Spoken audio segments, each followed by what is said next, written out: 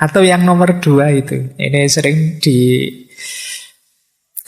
orang yang baru putus cinta.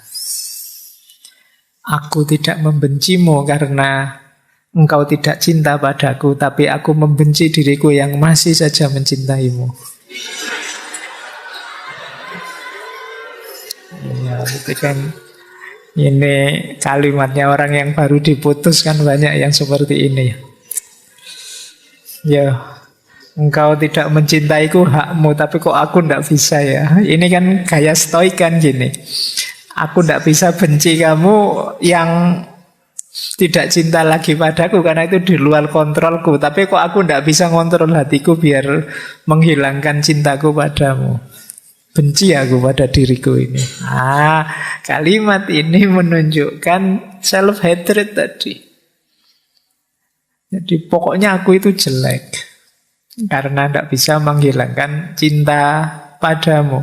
Atau lebih netral, kalau tadi kan untuk cinta misalnya, aku benci orang yang mengingkari janji. Misalnya ada temanmu utang, atau temanmu pinjam apa, tidak kembali-kembali, atau mengingkari janji. Namun aku lebih benci diriku yang mudah sekali dibohongi. Itu kan sering kita bikin ini. Mungkin muncul karena kita minder, kita takut, kita tidak berani mengekspresikan diri, bilang terang-terangan, aku tidak suka kamu bohong padaku. Tidak berani bilang gitu. Cuma bilangnya, aku tidak suka dibohongi, tapi aku lebih tidak suka lagi diriku yang mudah sekali dibohongi.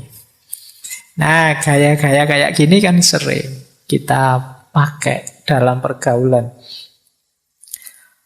Selalu menyalahkan diri sendiri. Bukan salah siapa-siapa, ini salahku semua. Selalu yang disalahkan dirinya, padahal jelas-jelas temennya yang salah. Sandalmu dibawa lari, tidak kembali. Bukumu dipinjem, tidak kembali. Memang salahku. Kok yo tak pinjemin saja. Pokoknya sing salah dirimu. Yang salah temenmu, pinjem tidak dikembalikan.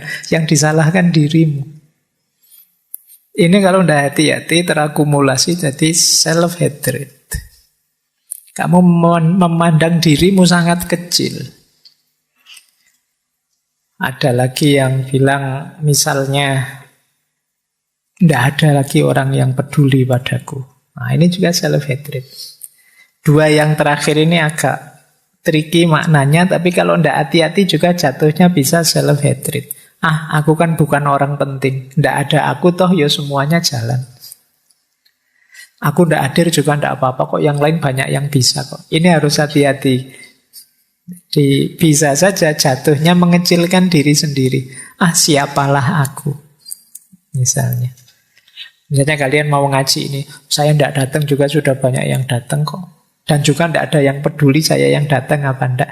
Loh, bahwa kamu tidak bisa datang tidak apa-apa, tapi tidak usah pakai kalimat yang mengecilkan dirimu. Ngapain? Mbok ya sekali-sekali agak pede, kalau saya nggak datang, nggak rame ngajinya. Karena yang biasa rame aku, yang lain tawaduk semua misalnya.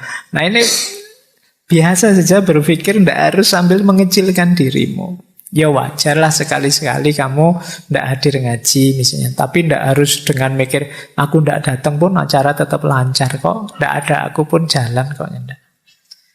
Jadi pakai diksi yang lebih positif saja. Atau yang terakhir itu hati-hati juga, itu agak trik itu maksudnya maknanya benar. Tapi kalau kita maknai sebagai mengecilkan diri, ya bisa melahirkan self-hatred tadi.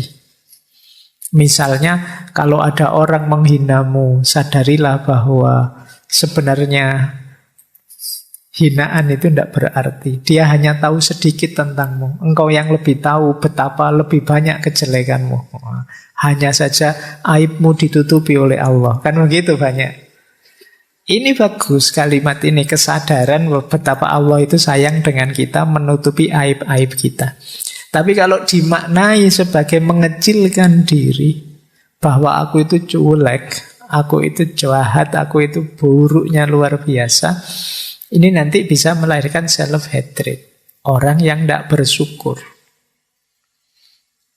Jadi ini kan kalimat yang sehari-hari sering kita pakai. Yang kita tidak sadar membentuk kepribadian benci diri. Ya orang yang membenci dirinya ya tentu saja sulit berkembang, sulit maju, sulit mencapai sesuatu. Wong dia tidak percaya dengan dirinya. Menganggap dirinya tidak capable, tidak mampu, layak dibenci. Maka ayo latihan pelan-pelan untuk tidak mudah jatuh pada self-hatred. Benci pada diri sendiri. Apalagi banyak prinsip-prinsip yang kalau salah memaknai bisa jatuh negativitas. Misalnya quotes ini. Kalau engkau mempercayai, engkau akan terbunuh. Trust gets you killed. Kalau engkau mencintai, engkau akan tersakiti. Kalau engkau apa adanya, engkau akan dibenci. Oh, ini quotes ini mungkin kadang-kadang kita pakai. Jangan mencintai, nanti kamu tersakiti loh. Kamu hidupmu jangan apa adanya, nanti kamu dibenci orang. Jangan banyak percaya, nanti kamu dikhianati loh. Ini kan kalimat-kalimat yang membuat kita mundur, membuat kita takut maju.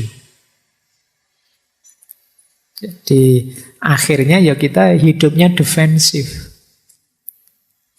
Padahal kan hidup yang defensif itu kan tidak enak. Kayak sepak bola itu kan kalau bertahan saja kan kita nontonnya tidak enak. Sepak bola kok parkir bis, kan kita sering begitu. Maka hidupmu ya jangan parkir bis. Jadi kamu takut ngomong karena khawatir salah. Kamu takut maju karena khawatir jatuh. Kamu takut mencintai karena khawatir disakiti.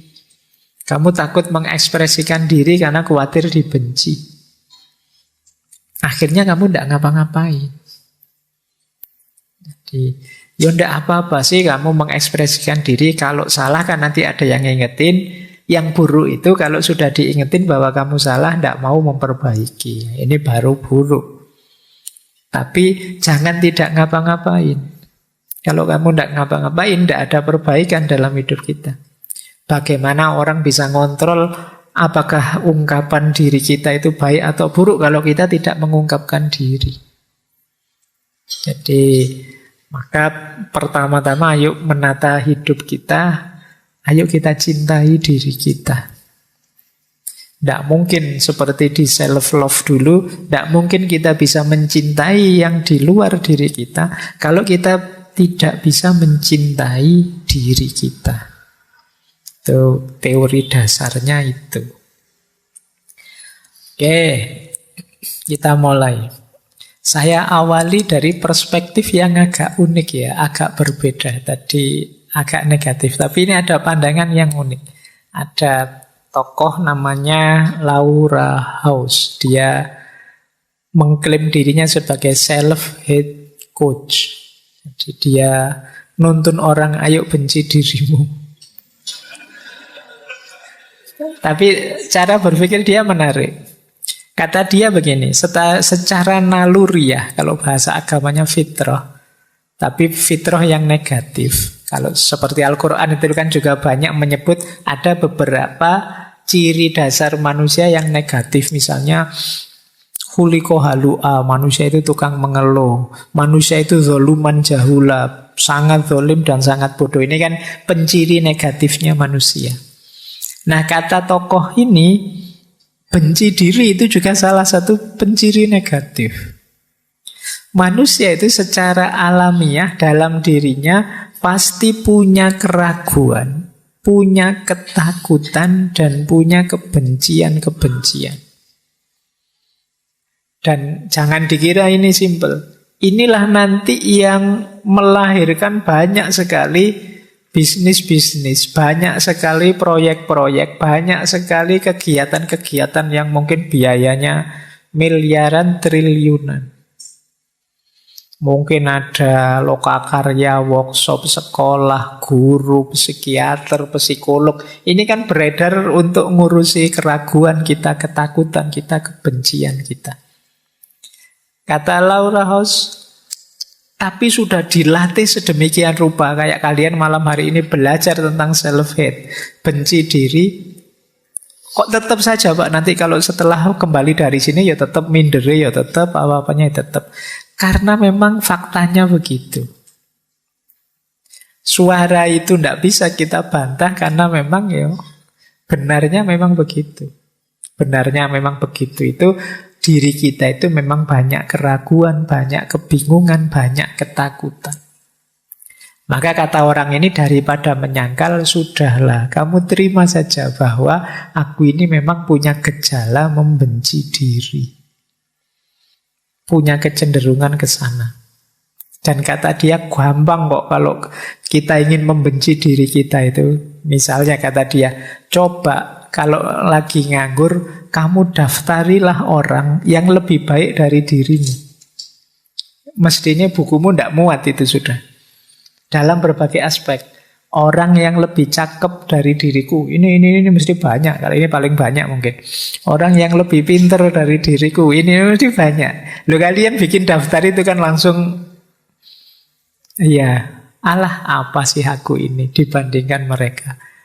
Jadi ini cara beliau berpikir ini agak membalik paradigma, dalam arti sampean sedang disarkas ini, disindir.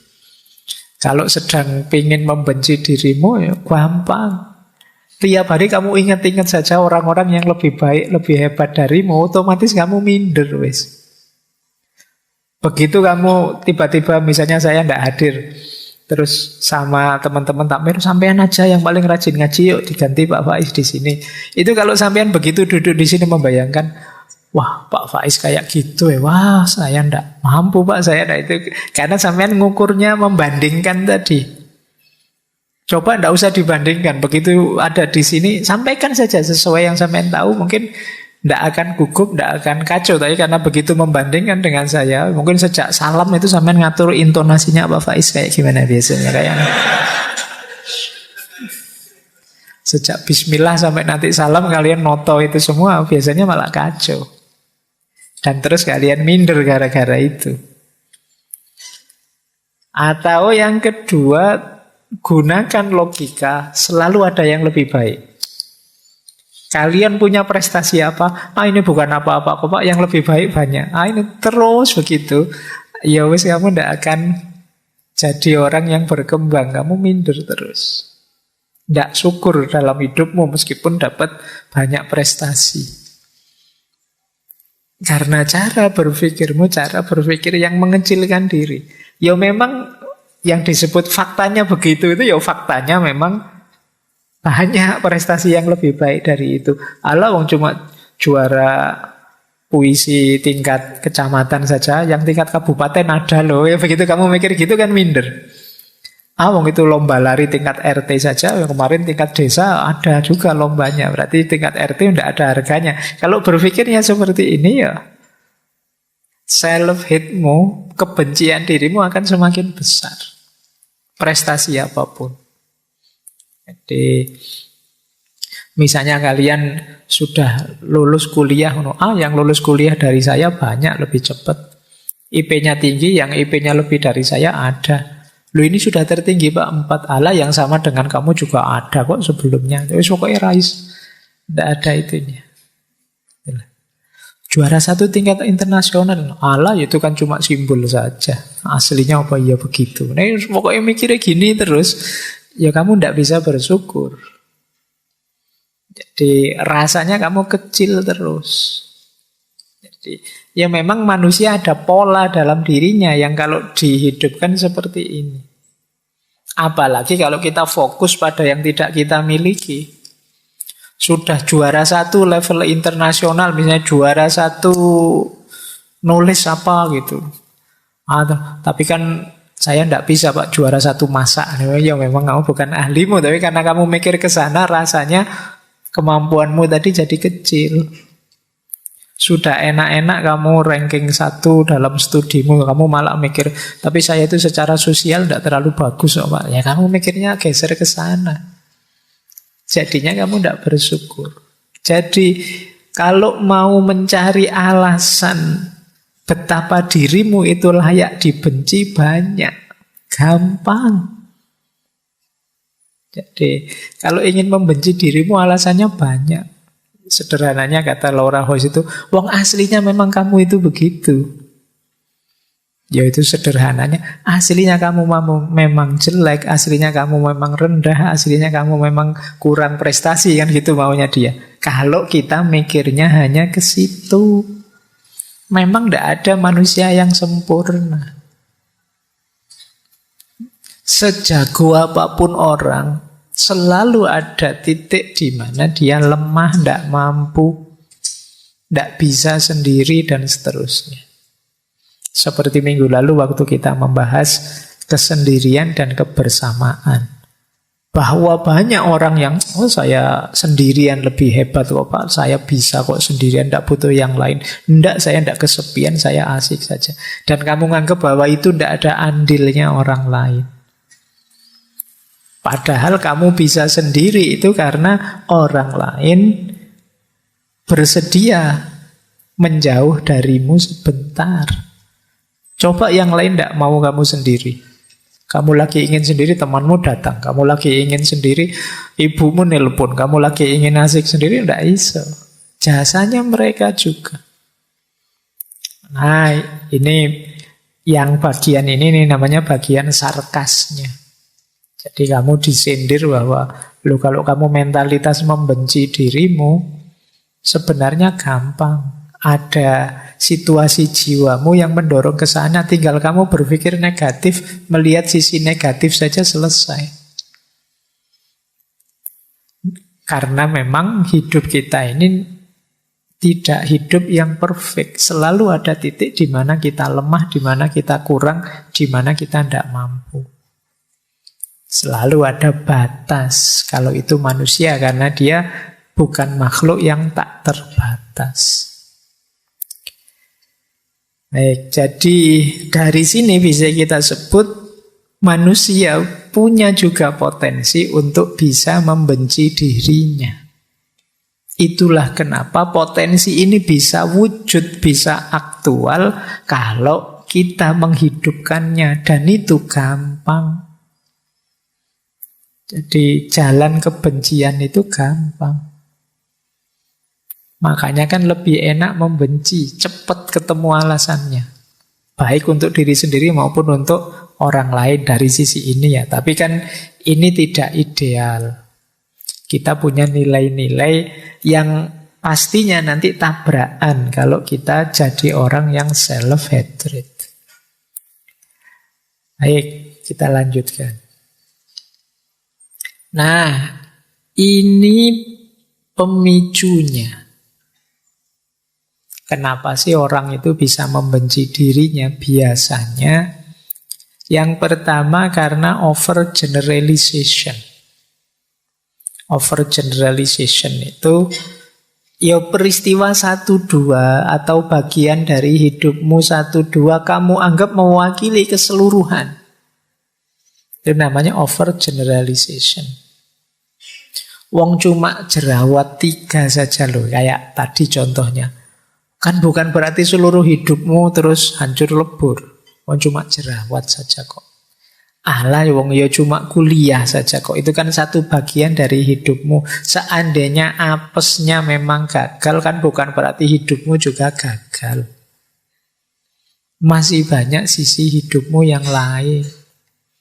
Alah, wong cuma urusan pasangan hidup. Sementara belum dapat, ndak apa-apa. Kan bukan berarti terus masa depanmu gelap hanya gara-gara itu.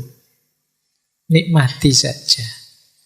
Tapi kita sering melakukan overgeneralisasi sehingga kita benci diri kita sendiri. Alah, wong terlambat bangun subuh cuma sekali saja loh, ndak apa-apalah. Bukan berarti terus kamu merasa jadi orang yang buruk sekali hanya gara-gara itu. Nanti kalau besok bangunnya kesiangan lagi, alah cuma 2 kali. Kalau kesiangan lagi, alah cuma 3 kali, ngono suwe-suwe sampai 30 kali itu. Ya memang kamu sulit bangun kalau begitu. Jadi jangan overgeneralisasi. Baik untuk diri kita maupun untuk... Ya memang hidup ini kita perlu generalisasi, tapi jangan over. Over generalisasi itu dari bagian yang sangat kecil kita simpulkan keseluruhan yang sangat besar. Itu namanya over. Sumber kebencian sering karena over generalization ini.